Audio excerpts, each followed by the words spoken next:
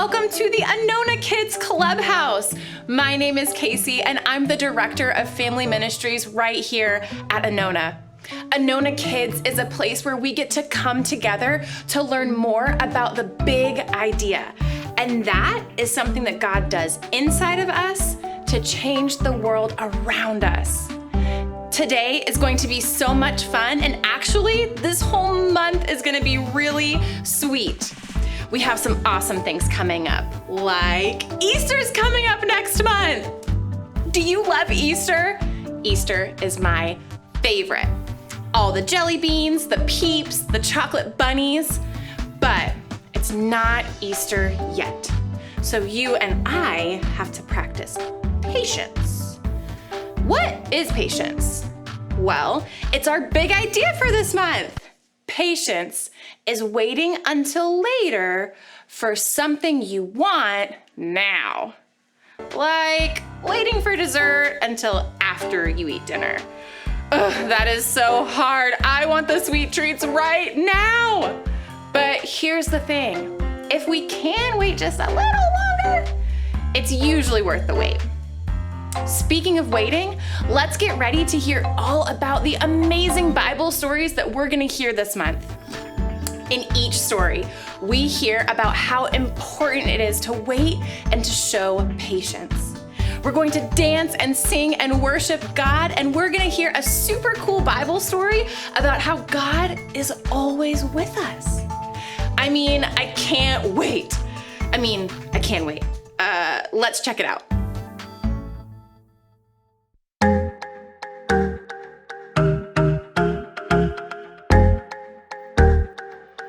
Sometimes it's hard to wait for all the things that I want.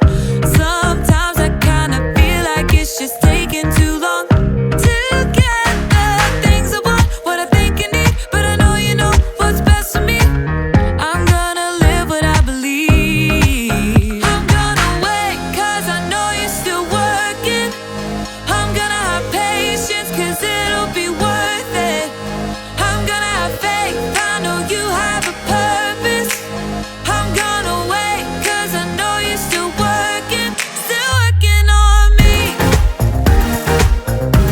Still working on me.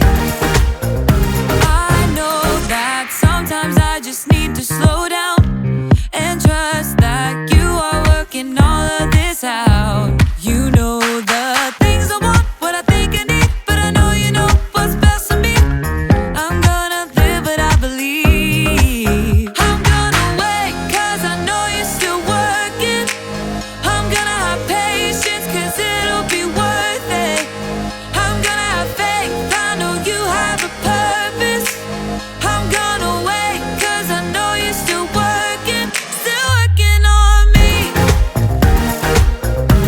Still working on me. I'm gonna hold up, slow down.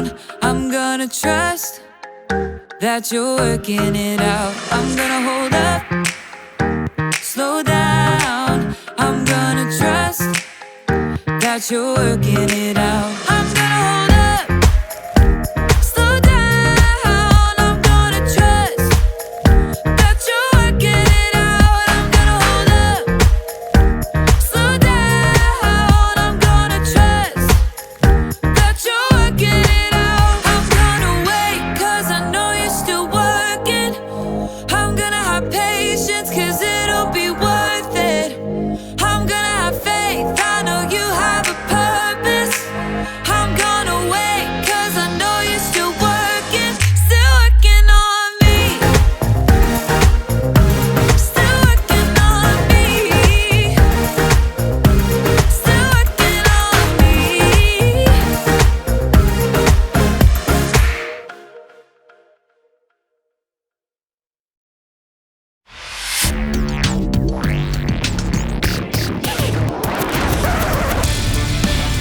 Everyone is part of a bigger story. It's a bigger story than you can imagine. It's a big story about a really big God. Discover the story that shows you the character of God. What's up? I'm Caleb, and this... Oh, hold on, wait for it. This is my Bible. And the Bible isn't just a handful of stories. No, it's an entire library. History, poetry, dreams, eyewitness accounts, and all of it fits together to tell one big story. How God created each one of us. How he loves us so much that he's made a way for us to live with him forever. But the story takes time to unfold. Hundreds of years. Actually, thousands of years. We're still waiting to see exactly how it will all play out. That takes patience. And I have 4 stories right here that walk us through what it can look like. We start off in the book of Luke. It takes a while to get that far. Here, we meet a man named Simeon, who has been serving and worshiping God his whole life. In fact, God's Spirit has given Simeon an incredible promise. You will not die before you see the one God is sending to save us. What? That's amazing! Incredible! Except there's no timeline. No day or even year circled in red on the calendar. It's like having to wait for Christmas your whole life. Now it's time to jump back to the Old Testament and the book of Exodus. Almost back to the beginning. God has freed his people from slavery in Egypt and led them through the desert to Mount Sinai. Now, their leader Moses has been called up to the mountain to talk to God, and the people, they're getting restless. But instead of waiting patiently, they decide to rustle up their own golden opportunity. And the results are incalculably bad. Moving on. Let's slide back to the first book of the Bible, Genesis. Esau is Isaac and Rebekah's oldest son, born moments before his twin brother Jacob. But those few minutes mean that Esau will gain special rights and property one day. That is, until Esau comes in from a day of hunting with an empty belly. And he's so hungry that he might just trade his entire birthright for what's basically a spicy bean hot pocket. Let's wrap up in the Gospel of Matthew. Here, God's people have been waiting for hundreds of years for the rescuer God promised long ago. And they're on the lookout for a king or a warrior. But instead, a carpenter turned teacher shows up riding a donkey along the dusty road into Jerusalem. The people may not be sure who he is, but they're ready with palm branches and an impromptu parade. True patience means that no matter how much you want something, you're willing to wait. Whether that's 5 minutes or 5 years. And I can't wait, or can wait, to see how it plays out in you and me.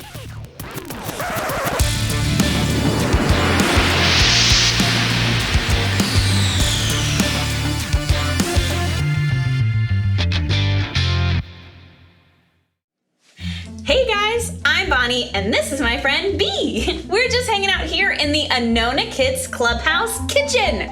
We are in charge of baking some sweet treats for our family. Me and B were just talking about our favorite holidays. And I was saying how much I love Easter. You and me both, B. I physically cannot wait for Easter. All the chocolate, the jelly beans. There are so many great sweet treats that I can't wait to make. Oh, me too. And carrot cake, resurrection rolls, and Jello eggs, and all the candy. I can't wait for all the yummy treats we're gonna make. What should we make first? Okay, so I have a small confession to make. The other day I was so excited I may or may not have ordered some giant Peeps off Amazon for this really cool recipe I found. Peeps S'mores Pie. Wow, that's amazing. Do you have them here right now? Like, can we get started? Unfortunately, I don't have them with me. They aren't supposed to arrive until 2 weeks after I ordered them. How am I supposed to wait that long? I think I know what you mean. Like a lot of things in life, that's gonna require a lot of patience. Patience is waiting until later for what you want now. That's actually what we're learning all month long. Patience. Sometimes it can be hard to wait for what you want right now, right? I don't want to have patience. I want those Peeps right now. Besides, I've already waited so long for them. I'm sure they will probably be here any day now. Okay, so when did you order them? Saturday. Okay, Bonnie, that was yesterday. So you're gonna have to wait 2 weeks starting like today. I have to wait 2 more weeks? Yeah. Why? Ugh, that's horrible. Is there any way to make the waiting not feel so hard? Actually, there is. In today's story, you'll learn a lot about a guy named Simeon, who had to wait a long time for God to answer his promise. But Simeon didn't have to wait alone. And neither do I, because you're going to spend every minute with me waiting until I get those Peeps, right? I don't really... Great. All right, first we need to take my dog for a walk, and then we can finish my chores. You can work on that. Let's go.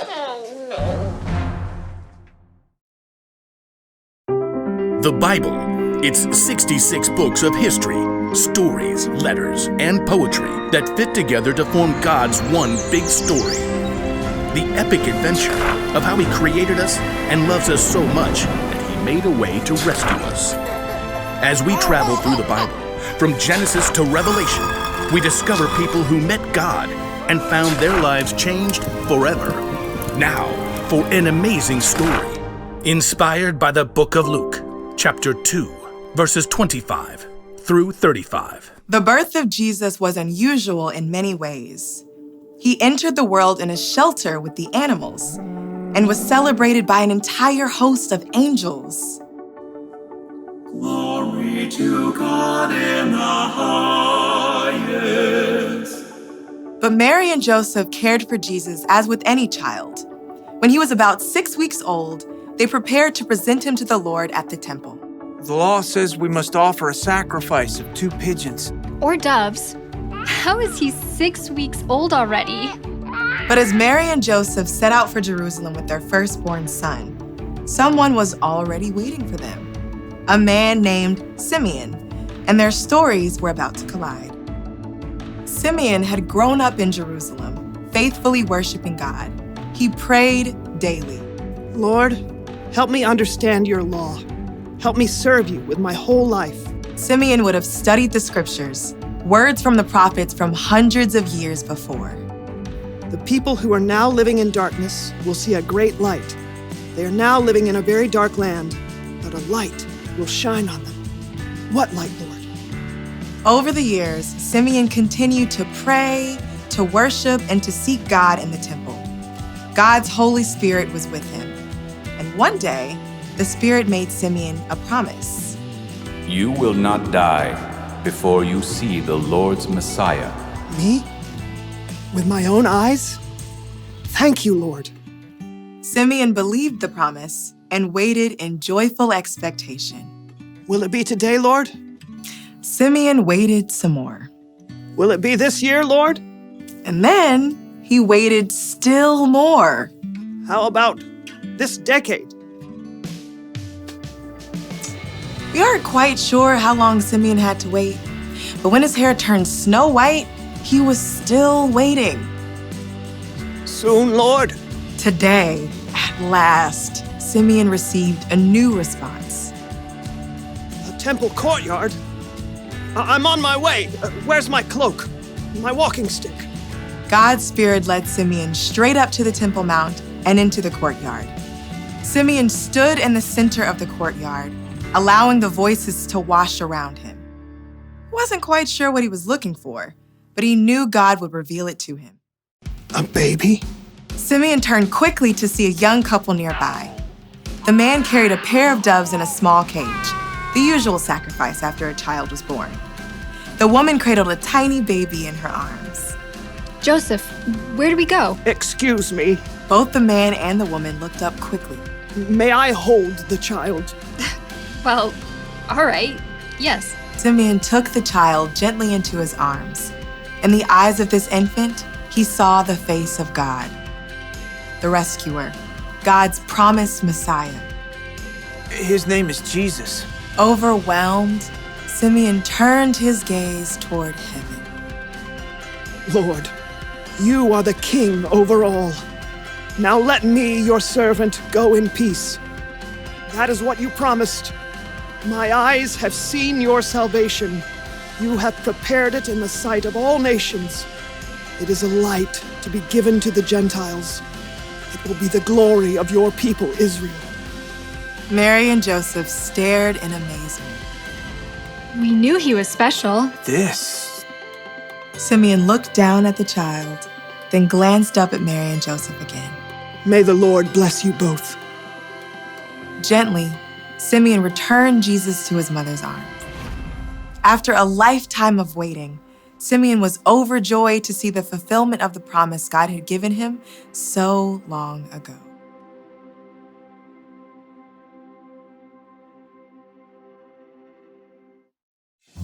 We don't know exactly how long Simeon had to wait to see Jesus, but it's possible that he waited a long time. Like, he waited for years. We usually don't have to wait years for something to happen. Like when your mom says to wait to eat the cookies after they cool down, but you want to eat them fresh out of the oven. Really, you only need to wait like a few minutes, but sometimes it can feel like years. Yeah, like when you're waiting for your birthday, or waiting to open up a Christmas present, or while you're waiting to feel better when you're sick. I know it's hard to wait, but here's the good news. You don't have to wait alone. That's right. God is with you, and God knows what you're going through. In fact, God knows what the whole world is going through, and God knows how it will all turn out. So you can talk to God. Put your trust in Him. God's gonna be with you through everything. So here's the important thing you should remember from today. When you have to wait, remember God is with you. I still have to wait for my Peeps to come in the mail before we can make our Peeps S'mores Pie, but I won't be waiting alone because God will be with me. And when I finally get those Peeps, then we can make and eat and share a yummy treat. And I'm looking forward to it. Do you have all the rest of the ingredients? Like, we'll need graham crackers and chocolate. No, I didn't get them yet. Wait a minute. Am I going to have to wait even longer? No! Bonnie, we can just go to the grocery store and get that stuff there. Oh, right. Good thinking. See you next time. I can't wait to make so many yummy treats. There are a lot of things you've already had to wait for in your life. Some of them are simple, like waiting for your birthday to finally get here. Sometimes we have to wait for bigger things too, like waiting for the world to get back to normal after a pandemic, or waiting for someone you love to feel better. When you have to wait, whether it's for something big or small, remember God's promise that He will always be with you. You can read His promises in the Bible, like Simeon did. You can talk to God about how you're feeling. You can listen to songs and talk with your friends and family about the truth that you can trust God no matter what. That's why the really important thing to remember today is when you have to wait, remember God is with you. Our memory verse for this month is Psalm 27:14. Check it out. It says, "Wait for the Lord. Be strong and don't lose hope. Wait for the Lord." What a great reminder. Be strong and don't lose hope. Being patient can be hard sometimes, but sometimes it means waiting for something really, really, really awesome to happen. Thank you so much for hanging out with us today. It is always awesome to see each and every one of you here. We'll see you again next week right here, or you can join us on Sunday mornings live at 9:30 a.m. on Zoom. It would be awesome to see you. Yay, thanks. See you next time.